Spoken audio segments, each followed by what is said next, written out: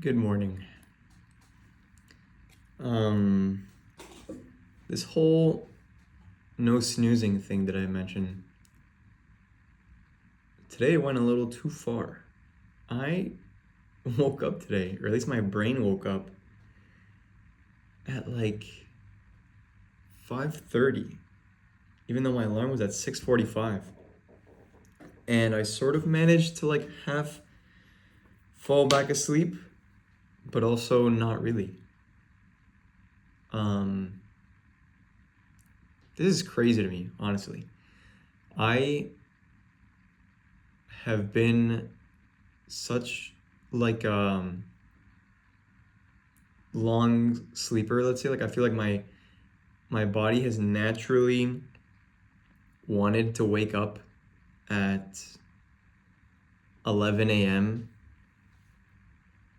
every day for the past 5 years.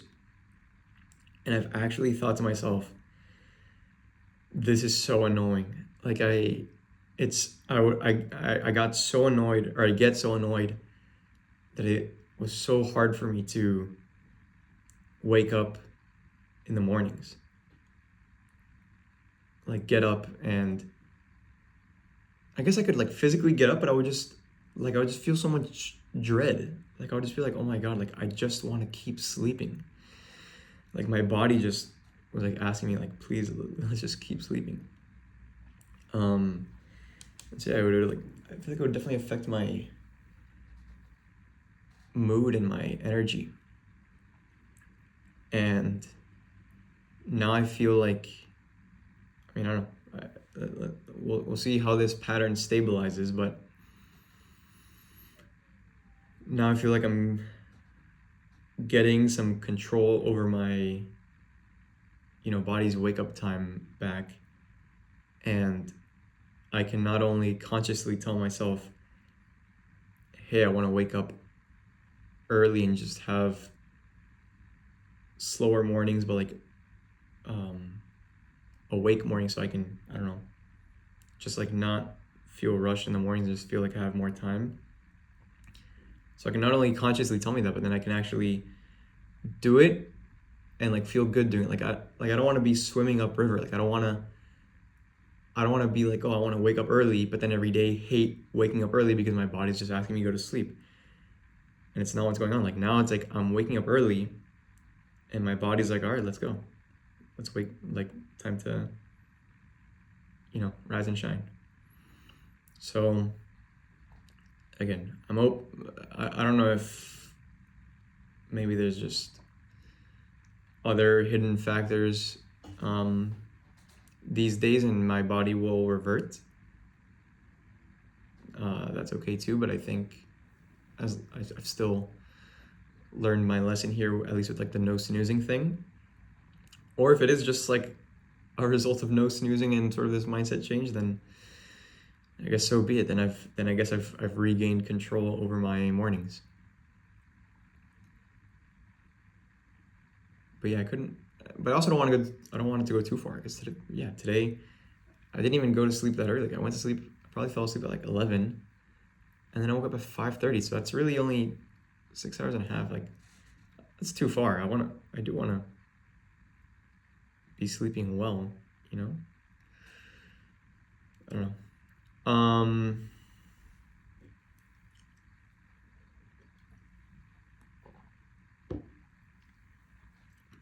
This is probably like the last week of my short commutes, or maybe like my commute will start getting back to its usual time this week. I don't know, maybe it's the last week of August.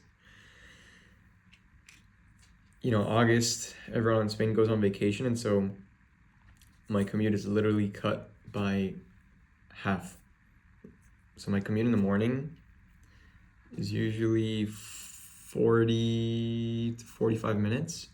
Sometimes if there's an accident, I've taken like an hour and 15. And it's just a lot of sitting in traffic, And then in the afternoons, it's, maybe like 50 minutes.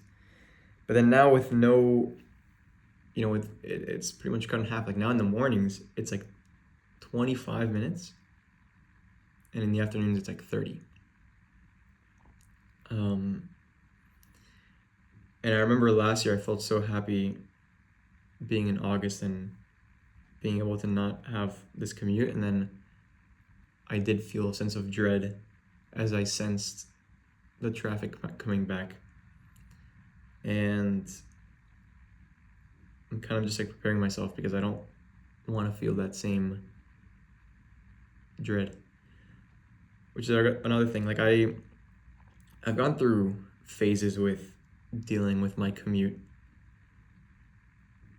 There's like a first part of the phase where I was like, oh, okay, we're gonna make the best of this. I can think of this as like 1.5 to 2 hours each day where I can, listen to things that I wouldn't really otherwise set time outside of my day or set time apart in my day to listen to.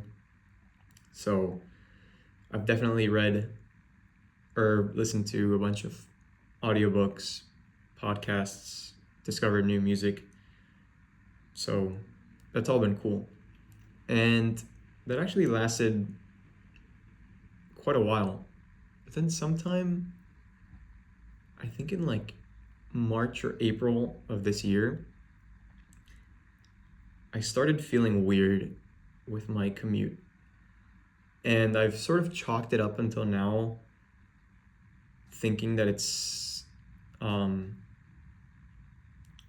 sort of correlated with my digestive issue things that I've been going through since April, and also with April, like I started like heavy like pollen allergies, which affected my mood and energy level and everything. But I don't know. So what is it that I felt with the commute? I started feeling, yes, a little bit more of like just like frustration and dread and anxiety in a way.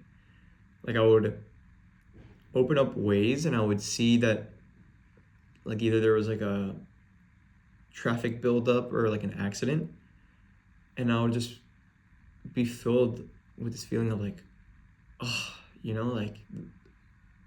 like this again, like every fucking day. And I would,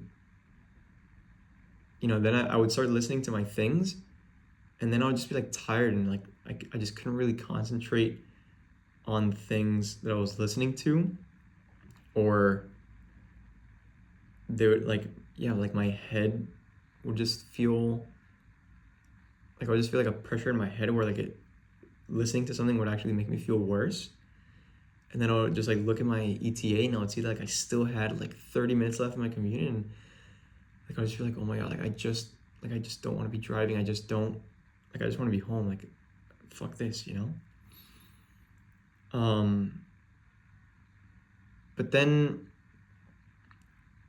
it's weird. Like in those moments, and even now, like I could tell, like it wasn't like fully conscious. Like it's like my brain and my body were creating these thoughts for me, because I was like, nothing's changed. Like I have like a conscious acceptance of the commute. I like listening to these things. Like, at the end of the day, I'm like, okay, I don't think I'm really, like, if I was just home, it's not like I would be doing anything, it's just like a normal weekday. Like maybe I would have some extra time to cook dinner or just like chill, but it's not like being here is keeping me from, something like I don't really need to be anywhere else right now, type of thing.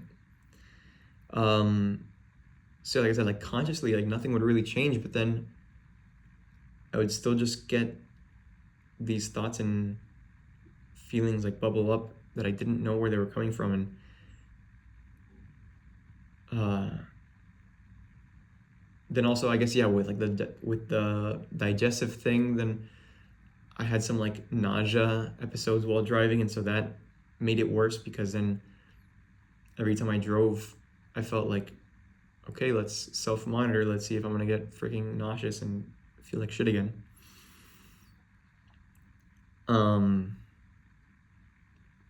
But then, just as like by itself that it came, it's also gone away. It's gone away this month, but it's also because my commute is super easy this month. And so it feels like when I'm like breathing, it feels like when you get sick and you're congested, and then those first few days after you aren't sick anymore and you get to breathe with like the full capacity of your nostrils, that's what the entire month of August feels like commuting.